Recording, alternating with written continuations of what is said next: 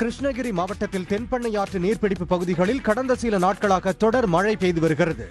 குறிப்பாக நேற்று கெலவரப்பள்ளி நீர்பிடிப்பு பகுதிகளில் கொட்டி தீர்த்த பலத்த மழையால் ஒசூரில் உள்ள கெலவரப்பள்ளி அணையும் KRB அணையும் நிரம்பியது. இதையடுத்து கெலவரப்பள்ளி அணையில் இருந்து கூடுதல் தண்ணீர் வெளியேற்றப்படுவதால் KRB அணை அதன் முழு கொள்ளளவை எட்டியுள்ளது.